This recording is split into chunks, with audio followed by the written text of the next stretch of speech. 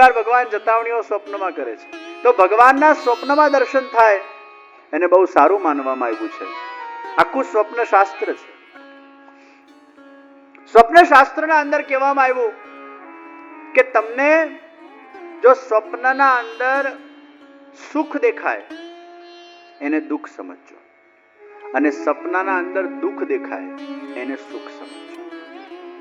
તમને સપનાના અંદર તમે એવું જો તમારા જાત જોર જોરથી હસો છો, લાફ કરો છો, તો સમજજો તમારા જીવનના અંદર સુખ આવવાનું હતું એ ભગવાને સ્વપ્નમાં ભોગાવી દીધું. અને તમારા સ્વપ્નના અંદર તમને કોઈનું મૃત્યુ દેખાય, તમારું મૃત્યુ દેખાય, આગ દેખાય, કંઈક હાદસો દેખાય, એક્સિડન્ટ દેખાય ને આપણે એકદમ ગભરાઈ જઈએ, આવું કેમ સ્વપ્ન આવ્યું? ગભરાતા નહીં. તમારા જીવનમાં ખરેખર હાદસો થવાનો હતો, ભગવાને તમને સપનાના અંદર ભોગાવી દીધું, ભગવાને તમારી રક્ષા કરી છે. એ સપનું સારું છે. તમારું મૃત્યુ તમારું આયુષ્ય વધારે છે. वो सपना तुम्हारे लिए अच्छा है. એટલે જીવનમાં સ્વપ્નમાં જ્યારે દુઃખ દેખાય એ સુખ સમજજો, અને જે દિવસે લોટરી લાગી હોય સપનાના અંદર સમજજો હકીકતમાં લાગવાની હતી, ભગવાને એને સ્વપ્નમાં લગાડી. સોનાની ઝાડ પાણીમાં. તો સપનાના અંદર દુઃખ દેખાય સુખ, સુખ દેખાય સુખ. પણ સપનામાં ભગવાન દેખાય સારું એનું ઊંધું નહીં માની લેતા, અને રાક્ષસ દેખાય એનું પણ ઊંધું નહીં માની લેતા. રાક્ષસ દેખાય એ પણ સારો નથી. પછી એવું નહીં માની લે કે રિયલમાં દેખાવાનો તો ભગવાન સપનામાં દેખાડે. તો સ્વપ્ન કે અંદર હमें जो भी दिखता है, સ્વપ્નમાં તીર્થ દેખાય બહુ સારું, સ્વપ્નમાં પાણી દેખાય નહીં સારું, સ્વપ્નમાં લિઝર્ડ દેખાય નહીં સારું. એ ક્યાંક ને ક્યાંક દુઃખને સૂચવે છે. સ્વપ્નના અંદર તમને સદગુરુ દેખાય બહુ સારું, ખૂબ શુભ માનવામાં આવે છે. તો ઘણી બધી વસ્તુ ભગવાન આપણને સ્વપ્નના માધ્યમથી જતાવતા હોય છે, કારણ કે આ જન્મના અંદર આપણા અંદર એટલી કેપેબિલિટી નથી કે આપણે પ્રત્યક્ષમાં ભગવાનના દર્શન કરી શકીએ. એટલે ભગવાન આપણને સ્વપ્નમાં બતાવે છે. અને આવું જ એક સ્વપ્ન ભગવાને પુરણમલ क्षत्रिय ने आप्યું છે. ऐसा ही एक सपना भगवान ने दिखाया है पुरणमल क्षत्रिय को. उत्तर भारतના અંદર પુરણમલ ક્ષત્રિયનું જન્મ થયું, અને જન્મ એવી જગ્યાએ થયું બહુ સારા પૈસાવાળા પરિવારમાં એનું જન્મ થયું, શેઠ પરિવાર. ગીતામાં કૃષ્ણ ભગવાને કીધું છે કે હે અર્જુન, હું મારા સારા જીવોને જન્મ યા તો કોઈ બહુ સારા ભગવદીય કુટુંબના અંદર આપું છું, બહુ સારા કુલના અંદર આપું છું, અને યા હું પૈસાવાળાના ત્યાં આપું છું. તમે જો પૈસાવાળાના ત્યાં તમારો જન્મ થાય, શેઠ કુટુંબમાં તમારો જન્મ થાય, રાજાના ત્યાં તમારો જન્મ થાય, પૈસાવાળા વ્યક્તિના ત્યાં તમારો જન્મ થાય, તમે બહુ જ ભાગ્યશાળી માનવામાં આવ્યા છો. કારણ કે ભગવાન પોતાના જીવોને સારા કુટુંબમાં અથવા બહુ જ પૈસાથી લબાલબ કુટુંબમાં તમને જન્મ આપતા હોય છે. અને જો તમને જન્મ આવી જગ્યાએ મળ્યું હોય તો એક વસ્તુ યાદ રાખજો. એટલે મને તો એવું લાગે છે પાર્લાના અંદર જેટલા પણ અહીંયા લોકો બેઠા છે બધા જ ભાગ્યશાળી છે, ખૂબ સમૃદ્ધ છે, વયોવૃદ્ધ છે, પૈસાથી ખૂબ સારી રીતે સુખી છે.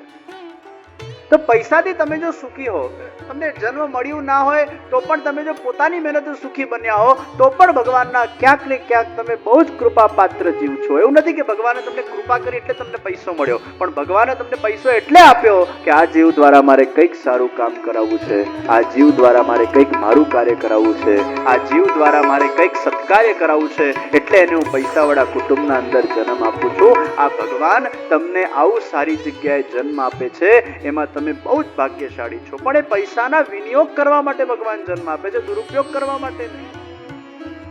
એ લક્ષ્મીને સારા કામમાં વાપરવા માટે ભગવાન તમને જન્મ આપે છે. અને એનો પ્રત્યક્ષ પ્રમાણ આ પુરણમલ ક્ષત્રિય છે.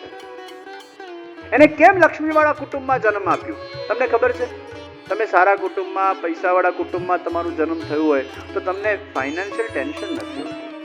તમે તમારે તે ટેન્શન ઉભા કરો, વસ્તુ અલગ છે, કરજો કરો, આ કરો તે કરો, વધારે પડતા લાઈફ સાથે એક્સપેરિમેન્ટ કરો તો it's a different thing altogether. ખાધે પીધે સુખી માણસ મને કે હું બહુ દુઃખી છું. મેં કીધું હું થયું ભાઈ? કે હું બહુ મોટી એડ એજન્સી ચલાવું છું. મેં કીધું પણ શું તકલીફ છે તને? એ કહે છે કે અત્યાર સુધી નંબર 1 રહ્યો છું, મને એ ડર છું નંબર 2 પર ના જતો રહું. એને પૈસાનું દુઃખ નથી, નંબર 2 પર જતો રહે એનો દુઃખ છે.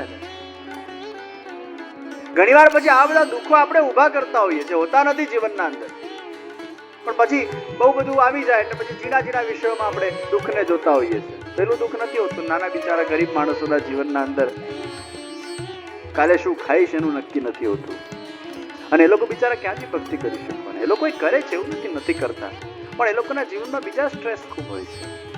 એક બહુ સરસ મથુરાધીશનું સ્વરૂપ હતું. એક રૂમનું ઘરમાં બિચારા રહેતા હતા અને કબાટના અંદર એ સ્વરૂપ પધરાવેલું હતું, અને બિચારા વૈષ્ણવ એટલી સુંદર સેવા કરતા હતા. બિચારા મને કે કાશ અમારા પાસે જે કંઈક બંગલો હોતે, ભગવાનનું સરસ રૂપ બનાવતે અને સુંદર રીતે ભગવાનની ભક્તિ કરતે. નથી આપ્યું ભગવાન. તમને જો ભગવાને સરસ રીતે સમૃદ્ધ બનાવ્યા હોય, એરપોર્ટ રેડી છે, રનવે રેડી છે, ખાલી આ ફ્લાઇટને ટેક ઓફ જ કરવાનું વાર છે. ઘણા જના જીવનના અંદર તો એરપોર્ટ જ નથી હોતું ને રનવે પણ નથી હોતું. બિચારા દુઃખી હોય છે, પૈસા નથી હોતા. એટલે બહુ કૃપા કહેવાય ભગવાનની. સારા કુટુંબમાં ભગવાન તમને જન્મ આપે, પૈસા વાળાના ત્યાં જન્મ આપે. તમે બધા ભાગ્યશાળી છો. એટલે સમયનો અને લક્ષ્મીનો યોગ્ય જગ્યાએ ઉપયોગ કરજો. આજનો લાવો લીજીએ રે, કાલ કોણે દીઠી છે. कल का कोई भरोसा नहीं, कल कौन सी जिंदगी हमें क्या नया मुकाम प्राप्त कराती है.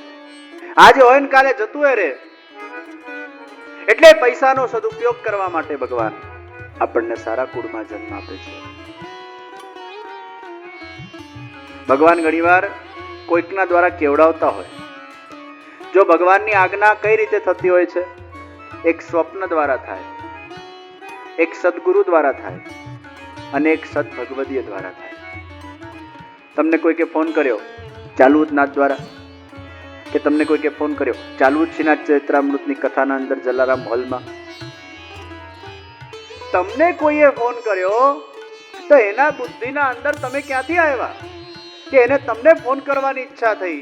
ના, આ ફોન એને નથી કર્યો, આ ફોન ભગવાને એના પાસે કરાવડાવેલો છે. કારણ કે ભગવાન તમને લાવવા માંગતા છે. અહીંયા તમારા ઘેર બધે પત્રિકાઓ મળી હશે કે નહીં મળી હોય કે વોટેવર, તમને કોઈ ફોન કર્યા હશે, અલગ અલગ રૂપે બધા અહીંયા આવ્યા હોય લોકો. કોઈ કથા સાંભળવા આવ્યા હોય, કોઈ ફોનથી આવ્યા હોય, કોઈ બેનર જોઈને આવ્યા હોય, કોઈ મુખ્ય યજમાન ચેતનભાઈના સ્પેશિયલ આગ્રહથી આવ્યા હોય, કોઈ અમારા ટ્રસ્ટીઓના આગ્રહથી આવ્યા હોય, કોઈ અલગ અલગ ગ્રહ જોઈને આવ્યા હોય, અનુગ્રહથી આવ્યા હોય, જાત જાતના વિચારો લઈને લોકો આવ્યા હોય. પણ ગમે તે નિમિત્ત સાધન બનેલું હોય, તમને અહીંયા સુધી લાવવામાં એ નિમિત્ત વ્યક્તિનો હાથ નથી, અહીંયા સુધી લાવવામાં હાથ કેવલ માત્ર શ્રીનાથજી બાવાનો છે. એ શ્રીનાથજીની ઈચ્છાથી જ તમે અહીંયા ઉપસ્થિત થયા છો. નહીં તો ઘણીવાર બાજુમાં સત્સંગ ચાલતો હોય, બાજુમાં રહેતા હોય તો શું ટકાઈ જતું હોય, નથી આવતું. આવા ઘણા લોકો જોયા છે.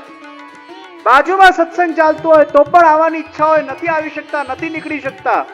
ઘણા બધા લોકોને બ્રહ્મસમન લેવાની ઈચ્છા હોય, નથી લઈ શકતા. એ જ વખતે વિઘ્ન આવી જાય, એ જ વખતે પ્રોબ્લેમ થઈ જાય, એ જ વખતે બહાર જવાનું થાય, એ જ વખતે લગ્ન આવી જાય, અને નથી થઈ શકતા સત્કર્યો, નથી થઈ શકતું સત્સંગ.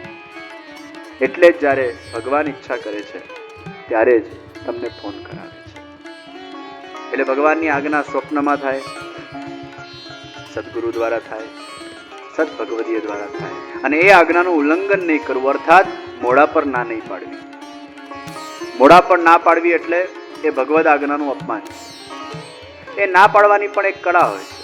જોઈશું, ભગવાનની ઈચ્છા હશે તો ચોક્કસ આવીશું, જો ભગવાનની ઈચ્છા હશે તો ચોક્કસ કરીશું. એમાં મોઢા પર ના પાડવી તો ભગવદ આજ્ઞાનું અપમાન થઈ જાય છે. તો ભગવાનની ઈચ્છાથી જ તમે અહીંયા બેઠા છો.